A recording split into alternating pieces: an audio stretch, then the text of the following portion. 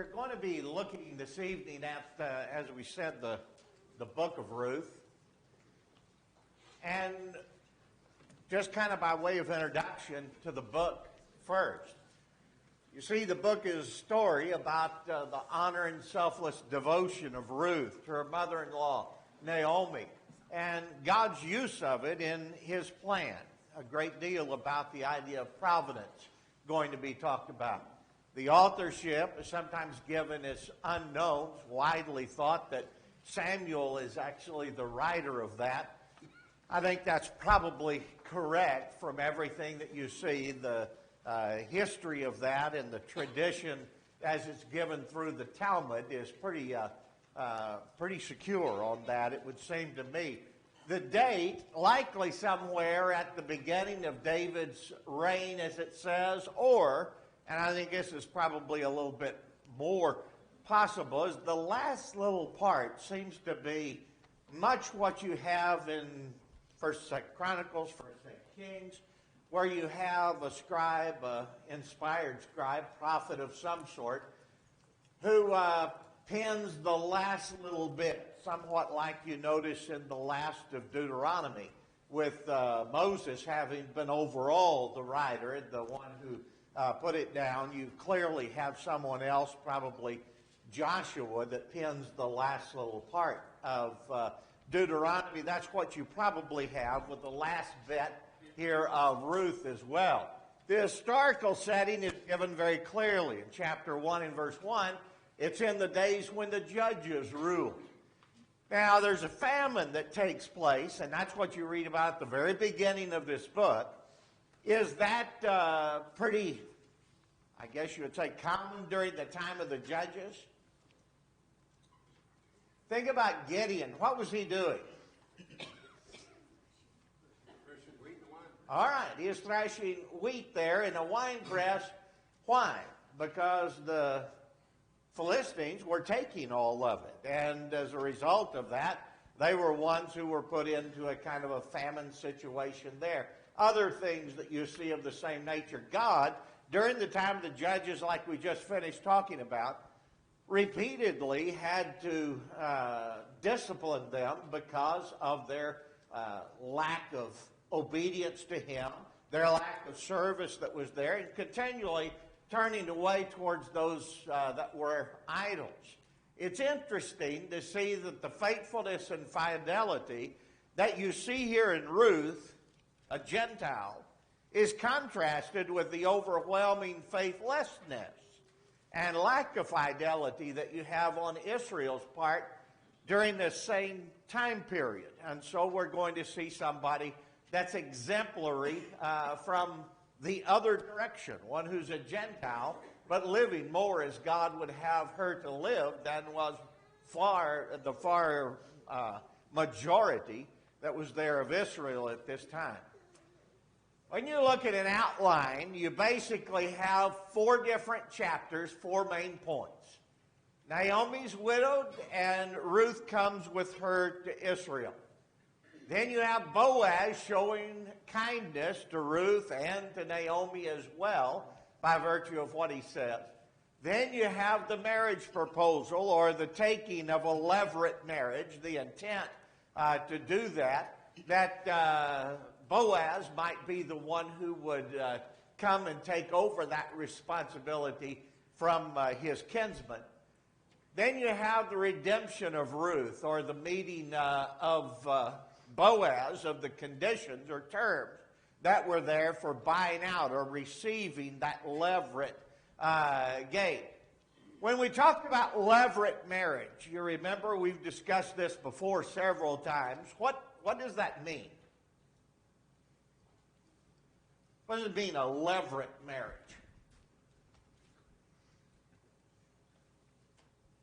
Anybody want to give me a short definition? It's when a brother marries the widow to carry on the lineage. Okay. All right. You have, for instance, if a brother married a lady and he dies, leaving no seed, then his brother, the next of kin is actually what the law talks about, would have the responsibility to take that wife and raise not his own children, but to raise children for that brother that's there. Now, that's most often the way it was done. That's what you see in the New Testament when it's referred to in several places. But that's not all that there was to levirate marriage. It's the near kinsman is what it says in the Old Testament. And so it could be someone even extended. In other words, as you would count them, your kinsperson, whoever was nearest to you as a kinsperson had that responsibility. Or if they did not, they could let that go and let someone else take over that. But somebody had to take responsibility for that place and not leave a widow all alone without anyone to help her. So that was the intent with regard to levirate law, and that's what we have here. All right. When you look at the territory that's there of Moab, it's just down here in this kind of a yellow shaded area between the Arnon River and then the Zered Brook that is at the bottom of that. It's the lower part of the Dead Sea, if you notice. That's going to be there, and on a little bit beyond that to around Kadesh Barnea and Petra in that place, between the Arnon and the Zered, as we said. The land area is about 25 miles wide, and as it points out here, about 35 miles in length, north to south. If you took that area, you're talking about, that would be 10% larger than Oklahoma County, or if you're talking about Grady County, be about 20% less. I usually think of counties here in Oklahoma as pretty small. But this is what you have for the nation that was there. It would be less than the counties that would be there that are around us here in this area. There's an average of about 3,000 feet above sea level. And that's about 4,300 feet above the sea, or the Dead Sea level. Why? The Dead Sea is what? Well, below sea level, and so you have that. Now, what happens is you have these deep chasms that come in here at a place or a brook or a wadi.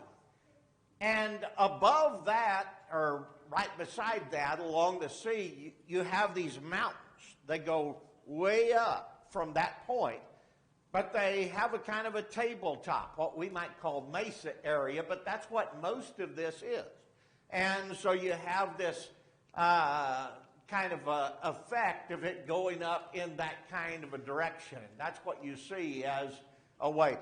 Great deal of grain growing still goes on in that territory, even at this time. Let's remember something. Who do the Moabites come from? From Lot, all right, from one of the illicit children that came from Lot and his daughters. And that shameful kind of a state or happening in the Old Testament. Here's what's going to happen. Ruth is over here in the area of Bethlehem. Now, what else does it call it? By the area, what does the book use another term? Do what? Ephrathah. And it's oftentimes, as we said, called Bethlehem Ephrathia. In the prophets, you have it spoken of as that way, as the birthplace of the Messiah that was coming. So here's the homeland area. They were of the tribe of Judah. They went around here and down to Moab, and this is where they dwelt during that time that was of this famine taking place. So let's start out. Somebody tell me about what happens in chapter 1. There's a famine. They leave from Judah. Where do they go to? All right, to Moab. Now, as they do that, who all's on this journey at that particular time? Okay, you have Elimelech. He's the head of that family. Naomi, his wife, and 2 sons, Mahlon and then Chilion. And they are the 4 in the family. They go over there. Those are the ones that are present. When they get over, the 2 sons marry, right? One of them marries who? First one, Orpah, and then the second one, Ruth. That's the characters that we have here lined up. All right, as you go on, what happens to Naomi's husband? All right, he dies. Don't know how old he was or how old she was or where this is in the lineage of the family in the kind of a timeline of the family and all of that. All I know is he died. What I know next? All right, the sons died. And so that leaves who? Just the 3 women. There's Naomi and then Orpah and Ruth. That's all that are left there in that place. What does Naomi decide to do? Go back home to Bethlehem, right? Why? What has she heard? All right, she had heard that, do what? Somebody? Did I miss something? The famine was over. Okay, the famine was over. She had heard that God had blessed them with bread, and so she was headed back in that direction. The famine was now over. That's the family that she would be familiar with. Wonder why she would do that. I mean, just think about that for a moment. She's a widow. All right, she's a widow. She's a foreigner in this land. How much is there going to be of an impetus to take care of her? None. And so now I'm going to go back home and hopefully everything can be, I can find someone who will help and take care of me. Now, you finally have both of the girls say they're going to come back with her. But then Orpah turns around after Naomi insists. She turns around, goes back home. Ruth says, I'm not going to go back. I'm going to be with you. There's that famous statement that I've got there on the board of Ruth 1:16. But Ruth said, do not urge me to leave you or to return from following you, for where you go, I will go, and where you lodge, I will lodge. Your people shall be my people, and your God my God. And so that statement is, I'm going to be with you. I'm going to be loyal or faithful. How usual would that be for someone to do? I mean, is that a norm? That'd be the opposite of a norm. That'd be the vast exception. Why? Do what?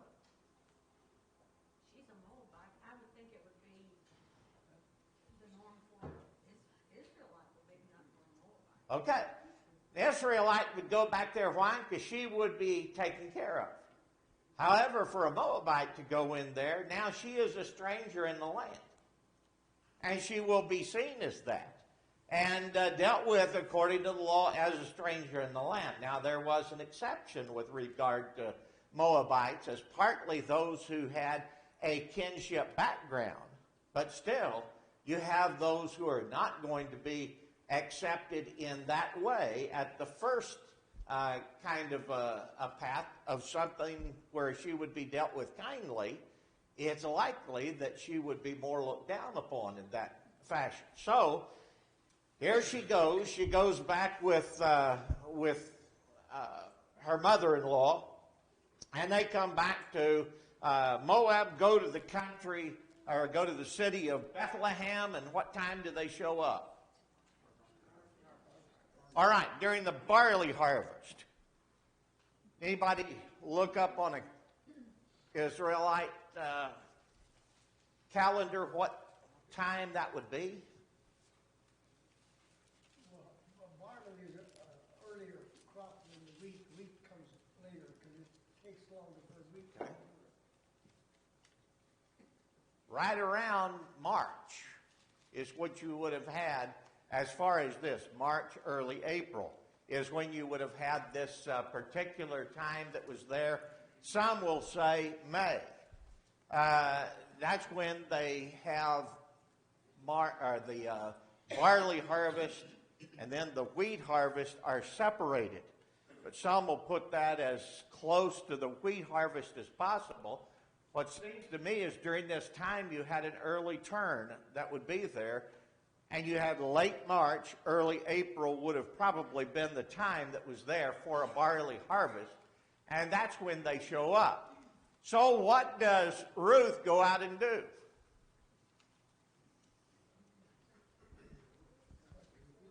She goes out and tries to reap from the harvest as she could. What was the law with regard to that? God had provided for strangers with what they could do. The corners of the field were to be left alone from harvest so that the strangers and those who were poor could take of that. But what else? Anything that dropped on the ground was not to be picked up. Okay. What could be given was something that the person could give an offering or a gift to them as well, but anything that was dropped. When you gathered together in shocks, sometimes what would happen is some of that would fall over. That's where they left that for the foreigners and the poor as well. So there was some of that was left. However, it wouldn't be as easy to harvest that as it would be the normal crop. Obviously, you weren't going to get as much. But what do you see about her work ethic?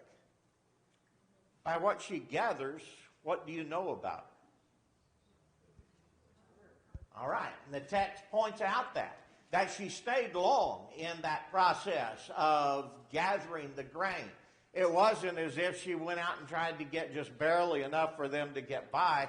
She was working at this in a consistent way. Who notices her during this whole time? All right, Boaz. And he says, who is this woman? And what's he told? That's Ruth, the one that came back with Naomi. And so he learns about that, and what happened with him? He goes and he makes sure that she gets of the best. In other words, you let her go in with those who are the men. And she can gather, and then she can go and be with the women and gather what they do, but you give her an extra portion is the idea. So he makes it possible for her to have far more than this. She goes back home, so to speak. It's there with Naomi. What does Naomi tell her? Who is this guy Boaz? All right, she knows him. He's a close relative, so what? Okay. She brings up the point that he can redeem you by levirate law. He can buy the place of being her husband, and then what would come with that? What would come with that was what Elimelech had. Now, when you look at what Elimelech had, he had a portion of land, and that would be sold. Does that mean that when he left, he had that same portion of land? Or when he left, did he sell it so it wouldn't be his anymore? What comes in? What other law comes into play here? Jubilee. All right, Jubilee. Every 50th year, what happens? You have that returning of the land unto the family. So, with all of that, I don't know what the case was in what was present with that land or the property, but whatever it was, that would come with the levirate after you redeem that. So now what does she do? She has in mind then this man, it's a possibility that he would be one who would act in that way to redeem her with levirate law. she's out with the women in a way that shows what she's like next to them. I think the point is that the character of her showed through as you looked at the difference between what Ruth is like and what those around her were like. Anything else on chapter 2? Go ahead, Scott. Well, the whole book is shows you how you're supposed to treat people. Like it says there, when Naomi and Ruth show up to Bethlehem, they're all excited to see her. Yeah. You know, it says the whole city. Yeah. You know, I mean, it's not.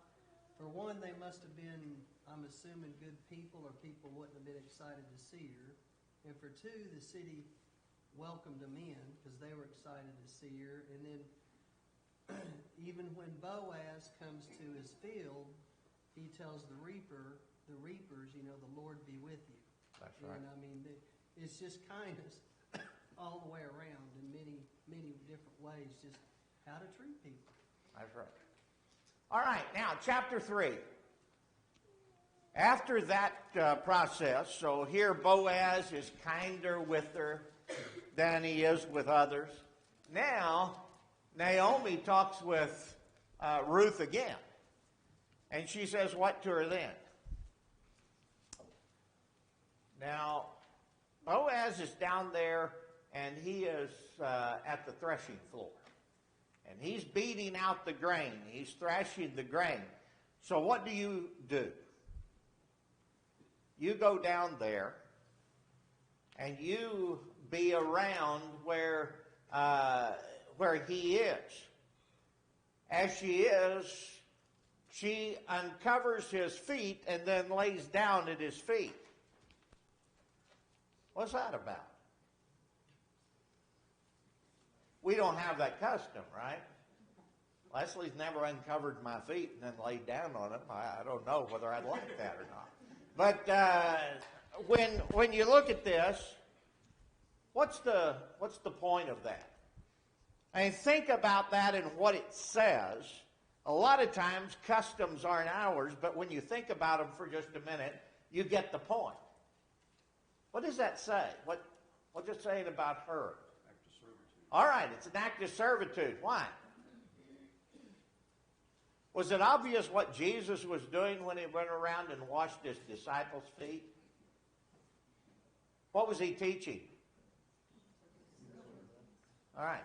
He wasn't teaching them you do this exact thing of washing other people's feet. He was teaching them service. Here was an example of that kind of a service, and that's what this is. You have a wife who recognizes the place that is there in submission to the husband. She shows that kind of a place of submission. Therefore, now what does he recognize?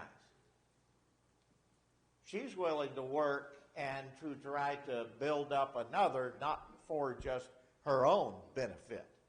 That's one of the things you see about all the way through the New Testament and Old Testament alike, is that one of those points being made is a wife is to be in subjection to her husband, to show that kindness towards him, to show that kind of a willingness to not lead and direct, but to be one who benefits him in those ways. Now, when she does that, he wakes up, and what does he see? Somebody down there at my feet.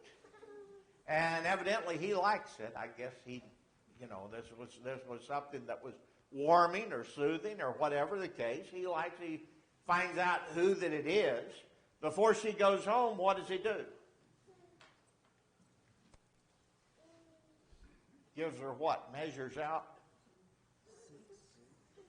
6 ephahs of the barley. Now, that's something that when you think about it, anybody got a little notation that says what an ephah is? She worked all day for one the first day. Exactly. Now That's she's the got point. 6. All right. And so he gives her 6. This kind of a big bushel basket here, actually, you're probably talking about at least 1.5, probably almost 2 of those, if you're talking about 6 ephah of barley grain. So this would have been a great deal of it. What does she do? She takes it back to Ruth, and the point is made that there's going to be that, or it's been pointed out that she could be one who was redeemed by Boaz. He told her, you go home. Now, what does Naomi tell her? Yeah, you abide right here. You stay right here, because what will happen? How long will he take to get this settled? All right. He says, it won't be at the end of the day tomorrow when all this is settled, so you stay here and do that. That gets us ready for Ruth 4. What does he do? Goes to the gate. Why? What happens at the gate? That's what? Okay. All right. Who's at the gate? The near kinsman is. Who else? The elders are there. That's a place of judgment. That's a place of legally taking care of things. If you were going to a city that was a city of refuge, you went to the gate. Why? Because that's where the elders were. They acted in that capacity as those who would adjudicate whatever was there, and they'd give you the right to come in or say, no, you can't. And then that family would get a hold of you and they'd kill you. So these ones were used to having a place of settling matters of law in those kind of in those kind of lower cases of law. That was what the people at the gate did. And he knew that that one who was closer in kinship than he was, that he was there. So what does Boaz ask him? He says, there's this piece of land, and I thought I'd buy it, and under the Leverett point is being made, unless you want it, and then I'll let you have it. Anybody see the setup here? He's showing the worm first, not the hook, as my granddaddy used to put it. What's he doing? Oh, that guy wants that piece of property, all right. He said, yeah, I'll get that piece of property. He said, okay, good. When you redeem the property, you need to redeem Ruth as the one who is the wife of this kinsman you had, the one. Now what does he think about that? He can't do it all of a sudden. It didn't have anything to do, he says, with him ending up with a wife. Oh, wait a minute, he said, I forgot. Maybe I'll miss out on my inheritance if I take this one. Well, there is a truth to that if he took the inheritance, that became the inheritance that he had from or through Elimelech and his family. And then anyone close to him could have a right over that other inheritance that would come along. But he wasn't thinking about that at all. Same thing would have applied whether there was a woman involved or not. And so it's obvious that he's not wanting the wife and the responsibility of that. He just wanted the land. So what does he decide to do? I tell you what, I'll be a nice guy. You take all that. And what does Boaz think about that? He's ready for that.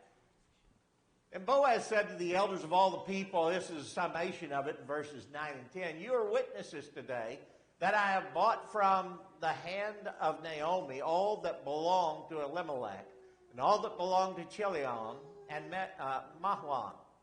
Moreover, I have acquired Ruth the Moabitess, the widow of Mahlon, to be my wife in order to raise up the name of the deceased on his inheritance, so that the name of the deceased will not be cut off from my brothers or from the court of his birthplace.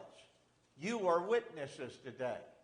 Now, what was involved in that showing forth of a witness?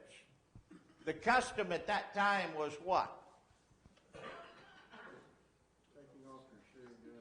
All right, taking off the shoe. This is another one. Do we have any custom like that? We don't have any custom like that, but think about it again for a minute. This one makes an obvious bit of sense as far as I can look at it, and it's something that shows very clearly the Hebrew mindset. What were shoes used for?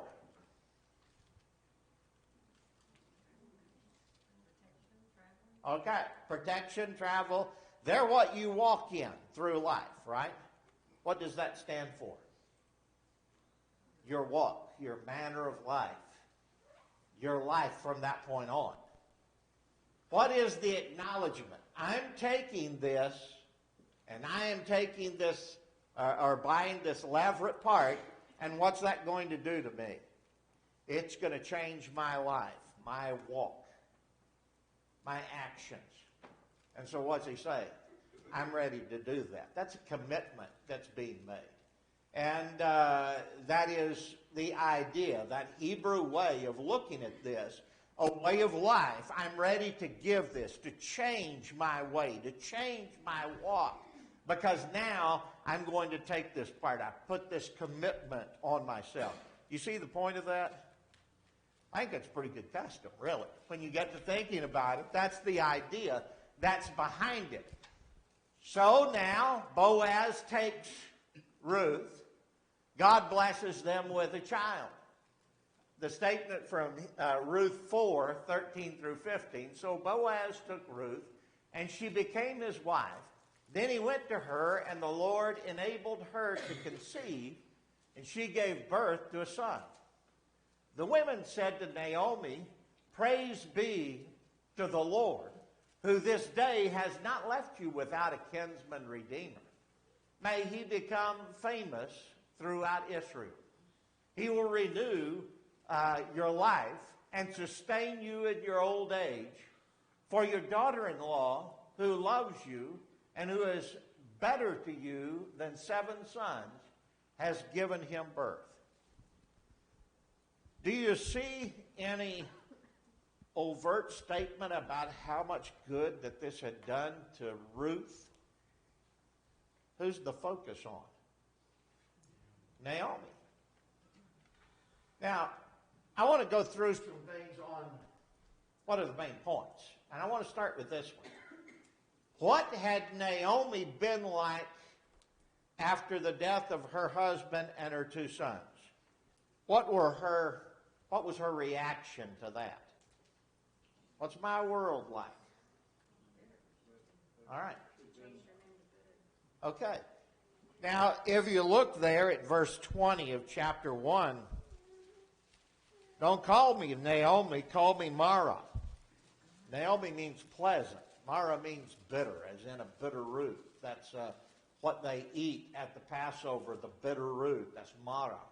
And that statement is, I've become bitter. Why? Go back up to verse 13 at the very end of it. For it grieves me much for your sake, for the hand of Jehovah is gone forth against me. God's hand is against her, it says there. Or when you look down at verse 21, I went out full, and Jehovah hath brought me home again empty. Or at the very end of that verse, Jehovah hath testified against me, and the Almighty hath afflicted me. What does she see as the only explanation for what's taken place? It's God's doing. Who's that remind you of?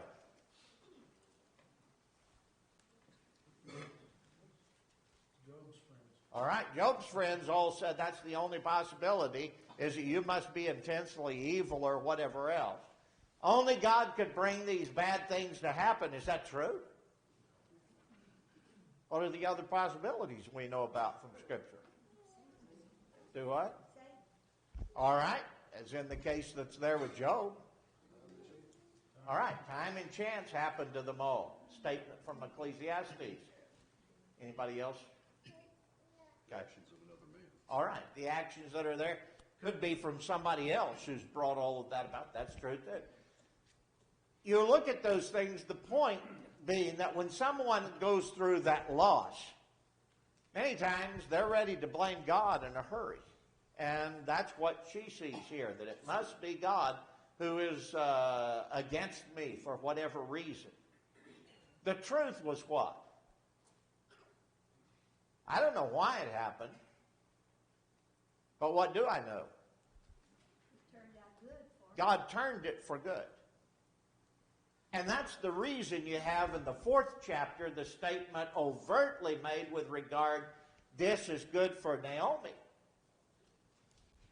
Your grandkids make you happy when they're around and you get to bounce them on your knees and all those things? Sure. When they start to act up, then you can hand them back to their parents and take off. That's all of these things that are there on that. It's not only good that you get that place with grandchildren, but what else? What other good are they? Take care of you when you're old. Okay. There's some more that help with that. Well, in this case, it put them in the lineage of the Savior. Okay. When we're talking about the things that are there, you look at somebody who has a large family and has that sense of being around grandchildren, getting to see those raised and acting right. There's an uplifting kind of a sense of that. There's a, I guess you would say, an optimism that comes with that. There's a lifted spirit that is in that sort of a way. That there are going to be difficulties along the way, but the good times like that make it something that they're easier to bear through the hard times because you see that goodness that's taking place elsewhere. What else? She has a husband. Let me get this straight. She has a daughter-in-law now that has a husband. What do you see about Naomi? Was she just worried about herself? No, she was even more concerned about her daughters-in-law.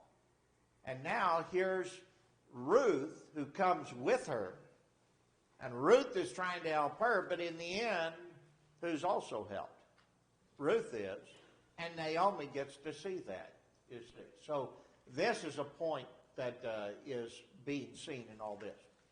I was just going to say, Naomi goes on a full journey here because she loses her husband and her sons, and she feels a lot of shame toward her daughter-in-laws, and it's kind of like they're a reminder that she doesn't have anything for them. She lost her husband, she lost her boys, and so it is real full circle for Naomi Right. to be blessed like she is. She felt a lot of shame, so she had to get over a lot, go through a lot. The statement is not directly made, but it is very clearly a necessary inference that God is behind the blessing that's here. However, the difficulties happen. What else are some of the things you find out about here? You might have had another. Well, Ruth became the ticket for Naomi, but without Naomi's counsel, Ruth would not have known what to do. Exactly. Do you find Naomi saying, or Ruth saying, when Naomi gives her advice, you're an old lady. What do you know? The world has changed. No, she took the advice. Why? She's wise. Naomi had seen this before. And wisdom many times comes from simply amount of time that you've seen it over and over and over again. And that's one of the things that the older ones have to benefit us and to help us younger, that we look to those who are older for that kind of advice. What else?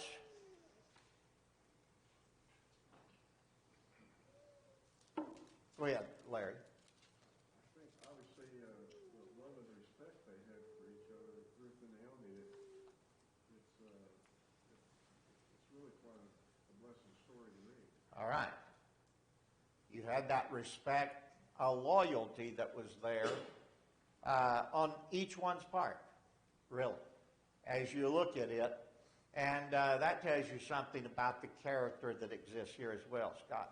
If you live a godly, unselfish life, you will be rewarded, whether it be here or later, but you will get rewarded. That's right.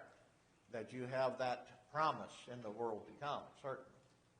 And many times it'll be done here. You reap many of the benefits in this life as well, often. That's not a guarantee, but that's often the case. What else? The statement that Kurt made a minute ago I want to come back to before we close. That is the place that this has in the Savior's lineage. That you come along, the question that you had in one of the lessons there was one that came up from Matthew chapter 1, that these ones are named. Boaz and Ruth are named, and then Obed that you have along from that, the son that comes from this. These are in the Savior's lineage, and in the lineage of who else? All right, King David. When you see David, think about this of how long are you going from here? That you have Boaz, Obed, Jesse, David.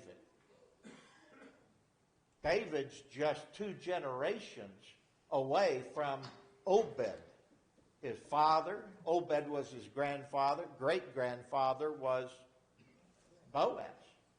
He's not very far away from that. It did not lift up their stature in the sense of how they lived in Judah, but it did lift up a person seen in his character. David's character, no doubt, has somewhat to do with that lineage that he came through and the stories that were there in him recognizing what he had as far as a responsibility given where he came from. All right, we're done for now. On Sunday, did I hear you're the one that's teaching? Sunday, 1 Samuel 1 and 2, and that's lesson number 16, I believe. Lesson number 16.